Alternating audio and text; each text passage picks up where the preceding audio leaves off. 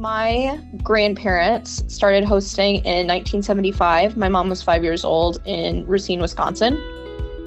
Between them and my mom, they've hosted 22 year-long students, and they've hosted, the rest were with summer programs.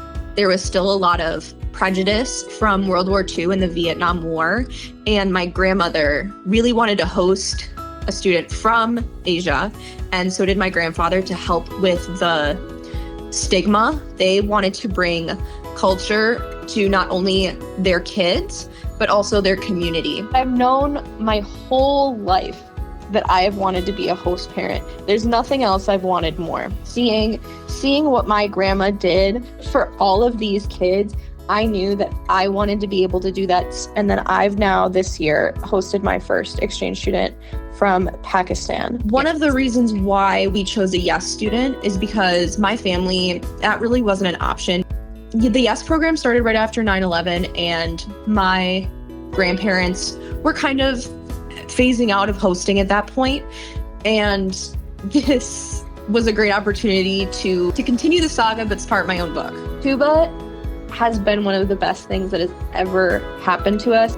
Hosting when you're young allows you to embrace adulthood, especially in an era where I feel like millennials maybe struggle with that identity sometimes. And this is a way that has really brought me confidence in my adulthood, and that I am an adult and I am capable and I am worthy of all of these things that we've seen in the generations before us. You don't know what knowledge you have and what knowledge you've retained until you now have to teach somebody else. Early on in December, we went to Chicago for Christmas time. So we wound up ice skating. It was so fun to teach her something that I've just always kind of known, I've always just done my whole life. She'd never had that experience before. And when it started snowing, we stood there in the middle of the ice of just, wow, we're here together in this moment. And this is really, really cool.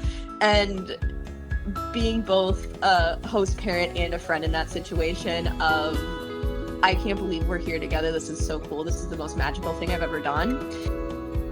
With Tooba and I, our souls are old friends, right? That our souls believe that apart will be okay, and that we can do and we can make the most impact being on two separate sides of the world, but knowing that we'll always have this really deep connection. And I'm so happy to say that Tooba will always be my first daughter, and I'm so lucky to have learned all that I have from her.